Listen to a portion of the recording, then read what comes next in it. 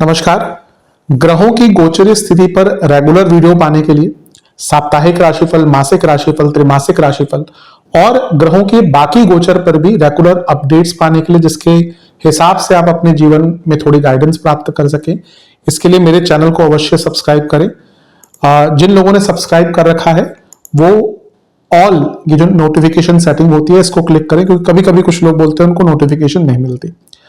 आशा करता हूं चैनल को सब्सक्राइब करेंगे और रेगुलर वीडियोस अवश्य आप देखेंगे। नमस्कार। ओम गणेशाय नमः। ओम नमः शिवाय।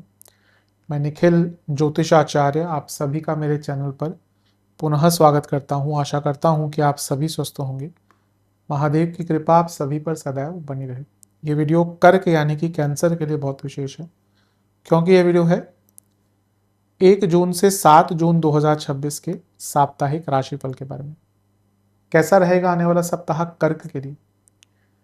नए दर्शकों के लिए बता दूं, जो रेगुलर व्यूअर्स हैं वो आगे बढ़ सकते हैं, कि जो मेरा साप्ताहिक राशिफल होता है वो प्रमुखतः चंद्रमा और उनकी गति पे आधारित होता है। चंद्रमा एक बहुत ही विशेष ग्रह है, चंद्रमा की विशेषताएं बहुत हैं, लेकिन जब हम साप्ताहिक राशिफल की चर्चा करते हैं तो पहला तो उनकी तेज गति, फिर उनका मन का कारक होना, और फिर उनकी एक क्वालिटी कि वह जिस भी भाव, राशि, ग्रह आदि के साथ संबंध संपर्क साधते हैं अपने गोचर में, उनको बहुत ही एक्टिवेट कर देते हैं। इन सभी कारणों से चंद्रमा का जो गोचर होता है वो बहुत विशेष बन जाता है। चंद्रमा के गोचर के कारण हमारे मन, मस्तिष्क, विचार, स्वभाव, सोचने के तौर तरीके, दृष्टिकोण, हर चीज़ पर डायरेक्ट इम्पैक्ट पड़ता है। उसको समझने के लिए साप्ताहिक राशिफल बहुत विशेष होता है। इस अंधकारमय जीवन में ज्योतिष एक मात्र विद्या है जो हमें थोड़ा सा गाइडेंस देती है, सहारा देती है। भले ही राशिफल बहुत ही सामान्य आधार पर दिए जाए, लेकिन एक जनरल गाइडेंस के लिए बहुत उपयोगी होते हैं। यदि आपकी लग्न राशि या चंद्र राशि कर्क है, कैंसर है, दोनों ही गाइडेंस के लिए इस राशिफल को देख सकते हैं। जहाँ से सूट और रिलेट ज़्यादा करता है वहाँ से देखिए। व्यक्तिगत तौर पे मेरा मानना है लग्न से देखेंगे तो अच्छा, इनकेस नहीं पता है तो चंद्र राशि से भी इसको देख सकते हैं। शुरू करते हैं इस अत्यंत महत्वपूर्ण राशिफल का। कई बार लोग कमेंट में बोलते थे कि हफ्ते के जो शुभ अंक हैं या शुभ रंग हैं उनको भी इंक्लूड करें। तो जब गोचर कवर कर लूँगा तो उसके बाद कुछ विशेष प्रिडिक्शन इस हफ्ते के लिए मेरी तरफ से, और कुछ शुभ अंक और शुभ रंग इस हफ्ते के मैं अवश्य बताता चलूँगा। तो शुरू करते हैं इस वीडियो का। चंद्रमा आपके अष्टम भाव में आ जाएंगे, यानी कि धनु में, और ये होगा 1 जून को रात के या कहिए शाम के 7 बजे के आसपास, और 4 जून सुबह के 8 बजे तक चंद्रमा यहीं पर रहेंगे। अष्टम की जो चंद्रमा है वो कोई बहुत अच्छे तो नहीं माने जाते, सॉरी, छठे घर के जो चंद्रमा है वो कोई बहुत अच्छे तो नहीं माने जाते, लेकिन बहुत बुरा भी इनको नहीं माना जाता। ये मिश्रित रिजल्ट देने वाले ग्रह होते हैं। लेकिन क्योंकि आपके लग्नेश हैं, इस नाते जब वो छठे घर में आते हैं तो थोड़ा प्रॉब्लम्स आती है। पहले हम अच्छी चीज़ों की बात कर लेते हैं। लग्नेश का छठे घर में आना, चंद्रमा का छठे घर में आना, उपचे भाव में आना, यानी कि जीवन में गति मिलती है। जो कार्य आपके पूर्ण नहीं हो पा रहे, जो कार्य नहीं बन पा रहे, उसमें गति मिलती है। बुध की दृष्टि है जो आपके उपचय भाव के स्वामी है, चंद्रमा उपचय भाव में है। शुक्र की दृष्टि है जो आपके एक और उपचय भाव के स्वामी है। तो ये दिखा रहा है कि कई कार्य जो बहुत अटक से रहे थे ना, वो कार्य पूर्ण होना शुरू हो जाएंगे। तो ये एक अच्छी चीज है। यहाँ पर गुरु का प्रभाव भी है, एक दिन के लिए, फिर अगले दिन गुरु आगे चले जाएंगे। तो ये भी कहीं ना कहीं इंडिकेट करता है कि आपके जो भाग्येश हैं उनका आपके चंद्रमा को देखना, ये भी एक प्रकार से एक अच्छी ही चीज है। और यहाँ पे शुक्र भी है जो आपके लाभेश हैं। तो ये क्या दिखा रहा है कि छठा भाव चंद्रमा, 12वें घर में इतने सारे ग्रह, कई कार्य जो आपके बस अटके जा रहे थे ना पिछले कुछ दिनों से, क्योंकि हम साप्ताहिक की बात कर रहे हैं तो इसमें दिनों की ही बात होती है। तो बहुत दिनों से आपके 3-4 दिन से, 1 हफ्ते से काम जो अटक रहे थे, कुछ हो ही नहीं रहा था, वो कार्य अब पूर्ण होना शुरू हो जाएंगे। ये एक बहुत अच्छी चीज है। लेकिन ये नहीं भूलना चाहिए कि चंद्रमा छठे घर में है, केमद्रुम योग में है, और चंद्रमा पर शनि की दृष्टि है, तो विषतोष और केतु का प्रभाव है। तो नेगेटिव क्या हो सकता है? पहले तो हेल्थ के लिए अच्छा नहीं है, कुछ रोग तंग कर सकते हैं, चोट आदि लग सकती है। शनि का प्रभाव विषतोष और छठा भाव यानी कि व्यर्थ की चिंताएं, भरपूर व्यर्थ की चिंताएं। और केतु का प्रभाव यानी कि ऐसी चिंताओं से ग्रस्त होना जिनका कुछ लेना देना नहीं है जीवन में, पुरानी बातें बहुत सोचना। तो आई थिंक इन एरियाज पर बहुत ध्यान दीजिएगा, अपने आप को मेंटली थोड़ा स्ट्रांग रखिएगा। यहाँ पे जो चंद्रमा को देख रहे हैं ग्रह, उसमें से बुध और गुरु विपरीत राजयोग बना रहे हैं, इसलिए कुछ बने काम आपके बन सकते हैं, बिगड़े काम बन सकते हैं, लेकिन वो तभी होगा जब आप सही जगह पर अपने एनर्जी को लगाएंगे, तभी उसका लाभ आपको प्राप्त होगा। नवांश कुंडली बता रही है कि अपने आप को हील करने का समय है, मेंटली, फिजिकली, ऊर्जात्मक तौर पर।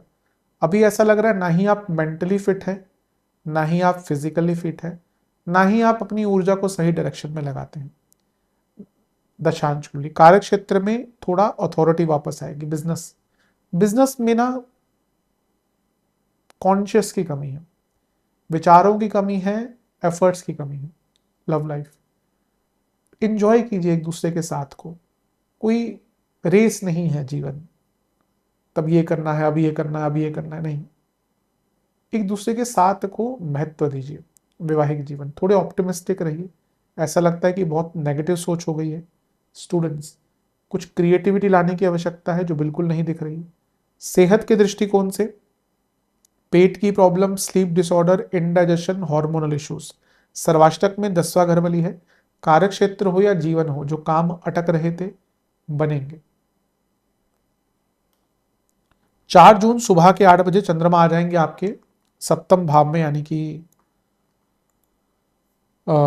मकर में, और 6 जून शाम के 8 तक यहीं पर रहेंगे, रात के 8 तक यहीं पर रहेंगे। इससे 2 दिन पहले गुरु का गोचर हो चुका होगा, तो गजकेसरी योग भी बनेगा, गुरु की दृष्टि भी रहेगी। अच्छा, सप्तम के चंद्रमा न्यूट्रल होते हैं, लेकिन लग्नेश है तो यहाँ पे राजयोग बनाएंगे, ये एक अच्छी चीज है। लग्नेश पर भाग्येश की दृष्टि है और भाग्य के कारक, तो ये थोड़ा ना भाग्य का साथ मिलता हुआ दिख रहा है। वैसे भी गुरु आपके लग्न में आए तो भाग्य थोड़ा साथ देगा। अभी मैंने वीडियो भी बनाई है फिलहाल में देवगुरु बृहस्पति के ऊपर, तो जिसने नहीं देखी वो चाहे तो, और अगर देखना चाहते हैं तो अवश्य देख सकते हैं। तो ये हफ्ते का मध्य भाग ना थोड़ा संपूर्णता लाता हुआ दिख रहा है, बल्कि not only for short term, क्योंकि देखिए पहला जो गजकेसरी योग बना गुरु के गोचर के बाद, तो वो यहीं पर बन गया, और वो ऑब्वियसली गजकेसरी योग में चंद्रमा तो होते ही हैं, और चंद्रमा आपके लग्नेश हैं। तो अचानक से ना जीवन में बहुत सहजता, सरलता, सुप्रीमेसी, बहुत सिग्निफिकेंस, बहुत ज़्यादा स्टेबिलिटी और बहुत ज़्यादा पॉजिटिविटी आना शुरू हो जाएगी। ये हफ्ते की शुरुआत से ही दिखेगा, लेकिन हफ्ते के मध्य तक आते आते तो, क्योंकि देवगुरु बृहस्पति ऑलरेडी लग्न में भी आ चुके होंगे और गजकेसरी योग बन रहा है, और जैसे मैंने कहा गजकेसरी में चंद्रमा इन्वॉल्व होती है, तो हफ्ते का मध्य भाग बहुत अच्छा दिख रहा है। एक प्रकार से एक नई आशा की किरण आपके लिए जागृत होगी। नवांश कुंडली, जैसे मैंने कहा, हर तरफ से प्रसन्नता आती हुई दिख रही है। दशांश कुंडली, हाँ, करियर में ना किसी पर भरोसा मत कीजिए, आपके कलीग्स आपको धोखा देंगे। बिजनेस, कुछ डिस्कवर कीजिए, कुछ नया रिसर्च कीजिए, टाइम बहुत अच्छा है उसके लिए। लव लाइफ, एक दूसरे को पार्टनर मानिए, कोई विरोधी नहीं होता है एक दूसरे का। कभी कभी रिलेशनशिप में लोग एक दूसरे को विरोधी मानना शुरू की, कंपटीशन होता है, नहीं, पार्टनर मानिए। वैवाहिक जीवन, आपके आसपास कुछ ऐसे लोग हैं जिनके हिडन इंटेंशंस हैं आप दोनों को लेकर, यानी कि वो आप दोनों के बीच में लड़ाई झगड़ा करवाना चाहते हैं। जहां तक स्टूडेंट्स की बात है, शांत रहिए, रिएक्ट मत कीजिए।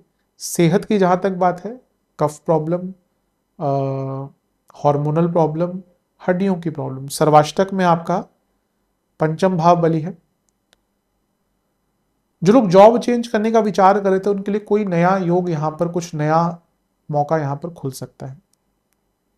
6 जून 8 बजे शाम के चंद्रमा आ जाएंगे आपके अष्टम में, यानी कि कुंभ में, और सप्ताह के अंत तक यहीं पर रहेंगे। चंद्रमा का अष्टम में आना एक प्रकार से बहुत अच्छा नहीं माना था। हफ्ते का अंतिम भाग थोड़ा कष्टकारी है, क्योंकि हम जब चंद्रमा की बात करते हैं अष्टम में तो अच्छा नहीं होता, लेकिन यहाँ पे चंद्रमा आपके लग्नेश भी बन जाते हैं और ये शकट योग भी बन जाता है।